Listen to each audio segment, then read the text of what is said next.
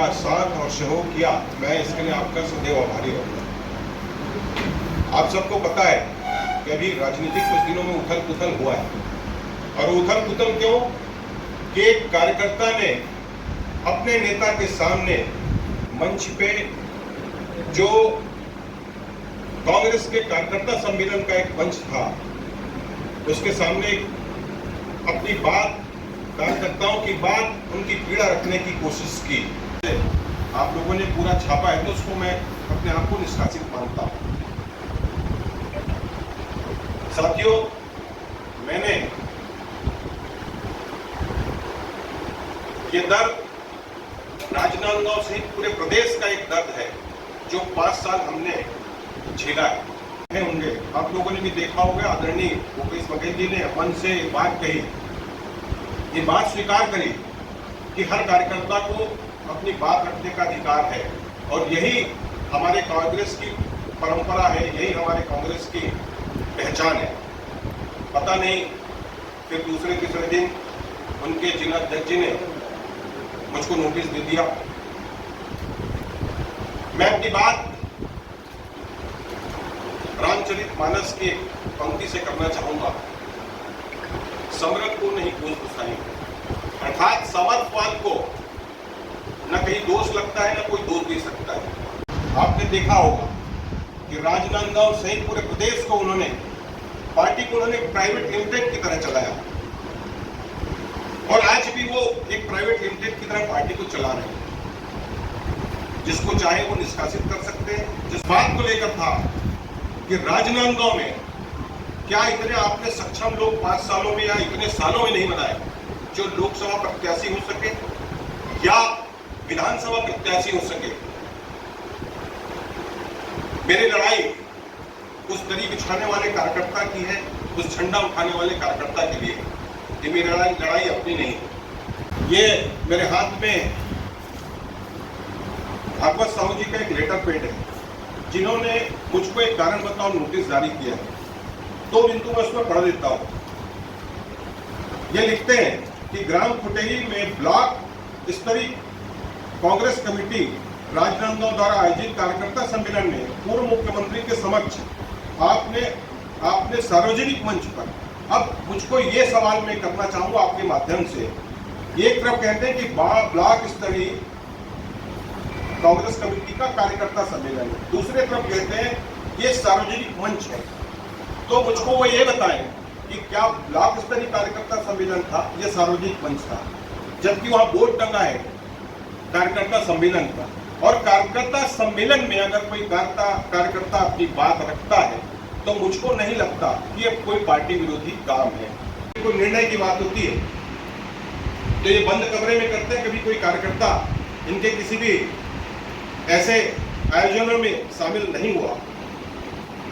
और इन्होंने एक आरोप और लगाया कि आपने सोशल मीडिया में इसको डालकर पार्टी की छवि धूमिल की।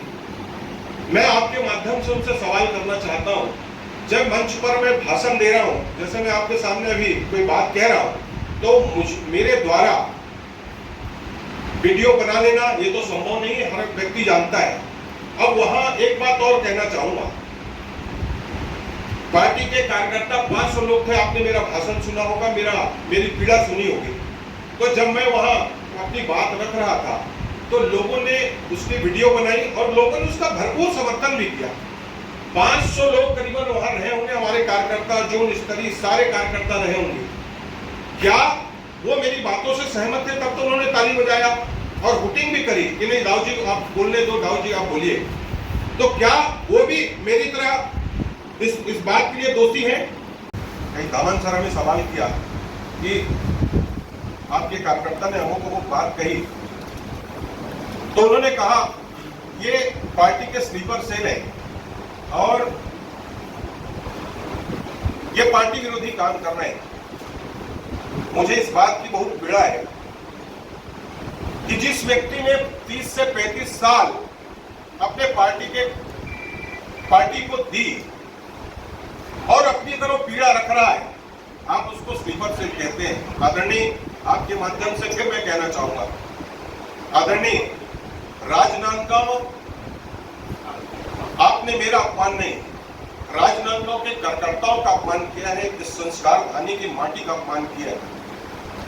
और ये मुझको आपने स्लीपर सेल कह के एक प्रकार से आपने कार्यकर्ताओं के मुंह पर थप्पड़ मारा है, और इस थप्पड़ की गूंज आपको इस जिले से पूरे प्रदेश में सुनाई देगी। और ये परिणाम बताएगा 5 तारीख को परिणाम बताएगा कि आखिर स्लीपर सेल है कौन। राजनांदगांव के लिए मुझको ये बात भी समझ में नहीं आती, राजनांदगांव में आप आए कैसे, चुनाव लड़े, आपने राजनांदगांव के लिए किया क्या है, राजनांदगांव को दिया क्या है, आप किस अधिकार से राजनांदगांव में चुनाव लड़ने आए, ये कृपया राजनांदगांव के लोगों को आप स्पष्ट करें।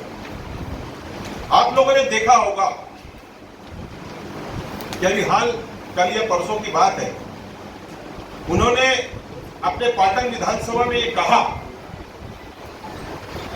कि लोकसभा क्षेत्र में 350 से भी अधिक लोग फॉर्म भरे। तो मुझको बड़ा आश्चर्य होता है कि ये पार्टी को किस ओर लेना चाहते हैं। क्या कांग्रेस का कार्यकर्ता अपने पार्टी के लोकसभा प्रत्याशी के खिलाफ फॉर्म भरेगा? और हाँ, अगर आप 350 लोगों ने अगर फॉर्म भरा तो क्या वो अनुशासनहीनता नहीं है? चूंकि आप प्रदेश के मुखिया रहे और पार्टी आपकी पार्टी है, क्या आप लोगों को इस बात के लिए नहीं उकसा रहे हैं कि आप पार्टी के खिलाफ काम करें? अब मैं एक सवाल करना चाहता हूं, क्या 350 पौने 400 लोग अगर अपनी प्रतिष्ठा बचाने, माई दमे सुरेंद्र दाऊ ने फॉर्म भरा, इसने फॉर्म भरा, इसने फॉर्म भरा, सारे लोगों ने 50 वोट 200 500 वोट पाया, तो ये क्या पार्टी का नुकसान नहीं होगा? क्या लोकसभा के प्रत्याशी जिसको आपने चुनाव लड़ने उतारा है, क्या उसका नुकसान नहीं होगा? तो इस बात के लिए किसे दोषी ठहराया जाएगा, किसे निष्कासित किया जाना चाहिए, ये एक सवाल मैं आप पर छोड़ता हूं। और उनसे निवेदन करना चाहता हूं कि राजनांदगांव हमारी एक पहचान है और यहाँ के लोग बड़े संस्कारी हैं। आपसे मेरा निवेदन है, आप बहुत बड़े हस्ती हैं, बहुत बड़े व्यक्ति हैं, आप इस प्रकार के भाषा का उपयोग न करें। आज शासन प्रशासन किसी चीज का गांव-गांव में जाकर जागरूकता कर रहे हैं कि आप वोट दीजिए। तो मैं एक पढ़ा लिखा व्यक्ति हूं और मुझको यह अधिकार है कि मैं जब वोट दूं तो प्रत्याशी से अपने पूछ सकूं कि मैं आपको किस लिए वोट दूं, आपने मेरे शहर के लिए क्या किया, आपने यहाँ की जनता के लिए क्या किया, मेरे को अधिकार है। और अगर आपसे मैं सवाल करता हूं तो आप कितने लोगों को आतंकवादी कहेंगे, आप कितने लोगों को, क्योंकि आप हर समय छत्तीसगढ़िया की वकालत किए और आप, मैं छत्तीसगढ़िया, मैं गांव का व्यक्ति, सुरेंद्र दाऊ एक छत्तीसगढ़िया व्यक्ति है, उससे आप सवाल के बदले आप उसको आतंकवादी कह रहे हैं। स्लीपर सेल का मतलब मैं समझता हूँ आतंकवादी से ही होता है, तो आप आतंकवादी कह रहे हैं। ये किस टाइप की भाषा का उपयोग कर रहे हैं? तो आदरणीय, मैं आपसे निवेदन चाहूंगा कि इस टाइप की भाषा का उपयोग न करें, क्योंकि राजनांदगांव की जनता इसका बदला लेना अच्छे से जानती है। ये परिणाम आपको उस दिन पता चलेगा। पार्टी के मंच में मीटिंग में कहा कि राजनांदगांव, एक बात आप थोड़ा सा इसको मैं जोर देकर कहना चाह रहा हूं, उन्होंने कहा पार्टी मीटिंग में कि गिरीश देवांगन जी का नाम जो है सबसे टॉप में, और इस बात को उन्होंने झूठ बोला, ये भी कह रहा हूं कि वहां के सेंट्रल की हमारी जो टीम आती है, सर्वे टीम आती है, उसमें भी गिरीश देवांगन जी का टॉप भी नाम था, चूंकि उनको अपने चहेतों को टिकट दिलाना था। और इसका नतीजा ये हुआ कि वो 46,000 वोटों से चुनाव हार गए। राजनांदगांव पिछले 10 सालों से नेतृत्वहीन है। मैं उनसे सवाल करना चाहता हूं, क्या राजनांदगांव ऐसा कोई भी शख्स नहीं है? और हम कर्मठ लोग हैं कांग्रेस के, हमने पार्टी को अपना खून पसीना सब कुछ दिया है, हमने लड़ा है 15 साल, पिछले 15 साल डॉक्टर रमन सिंह जी से, भाजपा की सरकार ने 15 साल संघर्ष किया, आप सबके सामने हम जेल तक गए। हमको पीड़ा होती है जब पार्टी की क्षति होती है, और आज इसी क्षति को लेकर मुझको ये भी अंदेशा है कि आज लोकसभा के चुनाव में वही परिणाम आने वाला है। तो हम पार्टी के कार्यकर्ता हैं, हम ये सवाल अपने पार्टी फोरम में कर रहे हैं। अब आपको उसमें भी दिक्कत है, तो आखिर पार्टी का कार्यकर्ता कहां सवाल करें? जी बहुत सारे लोग, धन्यवाद आपको आलोक जी, बहुत सारे सवाल ऐसे होते हैं और मैं इसके लिए भी ये मानता हूं कि सवाल इन्हीं के बनाए हुए हैं। जब व्यक्ति को कार्यकर्ताओं की बातों का कोई जवाब नहीं होता तब वो इस प्रकार के दुष्प्रचार करते हैं। मेरा ना पार्टी के पहले भी किसी भाजपा के नेताओं से कोई मेल था और न मैं दावे से कह रहा हूं ना आज भी मेरा इनसे कोई मेल है। मैंने अपने कार्यकर्ताओं की पीड़ा इनके सामने रखी है। मैं फिर कह रहा हूं, तू इधर उधर की बात न कर, तेरा कारवा क्यों लूटा ये बता। भाई ये तो 75 पार का नारा देते थे ना। एक बात इसमें और कह देता हूं, आपकी बातों को मैं थोड़ा सा आगे बढ़ाता हूं। आपको ध्यान होगा, भूपेश है तो भरोसा है, आपकी बात 75 पार, तो आपके भरोसे को तो प्रदेश की जनता ने पहले ही ठुकरा दिया। आप शायद ये कह रहे होते कि कांग्रेस है तो भरोसा है, तो शायद लोगों ने पार्टी पे भरोसा किया होता। ये तो आपकी व्यक्तिगत हार है ना। भूपेश है तो भरोसा है, ये आपकी व्यक्तिगत हार हुई। आपने नारा अगर ऐसा दिया, तो अगर आपने व्यक्तिगत नारा दिया तो व्यक्तिगत आपकी हार है। तो आपको तो इस बात को स्वीकार करना चाहिए क्या है कि वो कांग्रेस का स्लीपर सेल ये क्या भाषा है और स्लीपर सेल होता क्या है। और जितना मैंने जाना है, समझा है, स्लीपर सेल एक आतंकवाद का रूप है जो छुपे रूप में काम करते हैं और छुपे रूप में तो इनके लोग काम कर रहे हैं। यही तो लड़ाई है ना। यही तो मैं कह रहा हूं कि 5 साल जिन्होंने जिनको अपने साथ हेलीकॉप्टर में घुमाया, अपने साथ कार में घुमाया, हर मोर्चे पे दिखे, हर बैनर पे दिखे, हर मंच पे दिखे, आज वो छुपे हुए हैं। तो छुपे हुए जो होते हैं वही तो स्लीपर सेल होते हैं। सुरेंद्र राउत तो डंके की चोट पर आपसे आपके बात कर रहा है, तो मैं स्लीपर सेल कैसे हुआ? मैं तो कार्यकर्ताओं के हित की बात कर रहा हूं, पार्टी के हित की बात कर रहा हूं, तो मैं स्लीपर सेल कैसे हुआ? मैं तो पार्टी के हित की बात कर रहा हूं। जी बताइए। पान से लेकर जिन्होंने पार्टी को, इस जिले को, माता की नगरी डोंगरगढ़ को कलंकित किया है, मैं ऐसे व्यक्ति का अपने जबान पर नाम लेकर मैं उसका कद नहीं बढ़ाना चाहता। उनकी नजरों में उनका कद होगा, मेरी नजरों में, आम कार्यकर्ता की नजरों में ऐसे व्यक्ति का कोई कद नहीं है जो पार्टी विरोधी काम, जो पार्टी को धराशायी करने का काम, पार्टी को जो नष्ट करने का काम कर रहा है, वैसे लोगों का नाम भी नहीं लेना चाहता। और मैं फिर इस बात को कह रहा हूं, मैं बड़ी जिम्मेदारी से कह रहा हूं, मेरी बातों का उनके पास कोई प्रमाण है तो आए और राजनांदगांव के हृदय स्थल माना मंदिर चौक पर आप और हम डिबेट कर लेते हैं। अगर आप अपनी बात साबित कर पाए, जितनी बातें मैंने कही आप उसको साबित कर पाए, तो मैं राजनांदगांव छोड़ दूंगा, वरना आपको लोकसभा चुनाव छोड़कर जाना पड़ेगा, राजनांदगांव छोड़कर जाना पड़ेगा। और मैंने, आप सबको पता होगा, मैं बेबाकी से अपनी बात रखता हूं, बेबाकी से अपनी बात कहता हूं, उससे न कहीं कोई बात को छुपाने में और न कहीं कुछ करने में कोई गुरेज नहीं। लेकिन मैं फिर कह रहा हूं, आप किसी, देखिए प्राइवेट लिमिटेड चला रहे हैं, आप मुझको पार्टी से निष्कासित कर सकते हैं, दिल से कैसे निकालोगे? जो 500 कार्यकर्ता वहां बैठ के जिन्होंने ताली बजाई, जिन्होंने मेरी बातों का समर्थन किया, वो मेरे बात से सहमत रहे होंगे तब तो उन्होंने ताली बजाई ना, कि फोकट में तो उन्होंने ताली नहीं बजाती। तो मान के चलिए कि वो सारे लोग मेरी बात से सहमत हैं। इन सारे लोगों की दर्द पीड़ा है। मैं जिले में भी घूम रहा हूँ, लगातार लोगों के पास जा रहा हूँ, बैठ के कर रहा हूँ, कार्यक्रम में जा रहा हूँ, लोगों का जो अपार समर्थन समूह जो मिल रहा है, आप क्या सारे लोगों को पार्टी से निष्कासित कर दो? आप पार्टी से, मेरे दिल से कैसे, उनके दिल से या मेरे दिल से आप कैसे निकालोगे?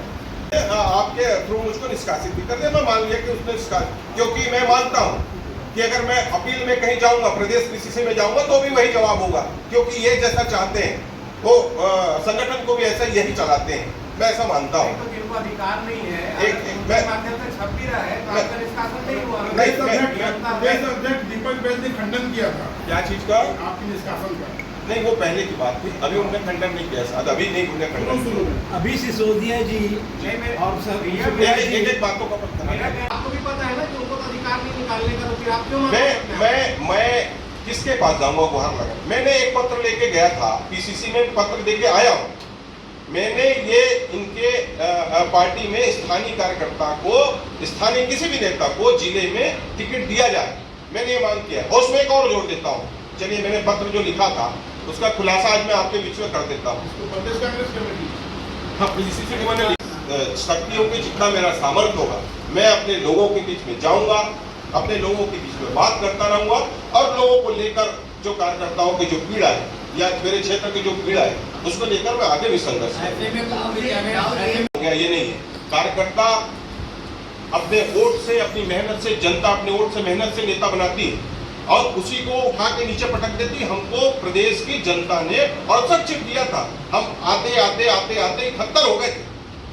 हमारा कहीं ना कहीं हमारे से ऐसी चूक हुई होगी, हमने लोगों की भावनाओं को या उनके उसमें किए गए अपने वादे में पूरा नहीं किया होगा, जिसका नतीजा हुआ कि हम आधे आगे 35 सीट पे आ गए। तो ये अहंकार तो हर व्यक्ति को छोड़ देना चाहिए, इसमें मैं भी शामिल हूं। अगर मेरे पास कार्यकर्ता है, मेरे साथ में अगर जनता है तो मैं नेता हूं। अगर मेरे पास जनता है ना कार्यकर्ता है तो किस बात की नेता? इस बात उनको समझनी पड़ेगी। के लिए हमने लोकसभा के लिए कभी कोई आवेदन किया है, मुझको पता है कि मैं इनका चाटुकार नहीं हूं, मैं इनके जो प्राइवेट लिमिटेड का मेंबर नहीं हूं।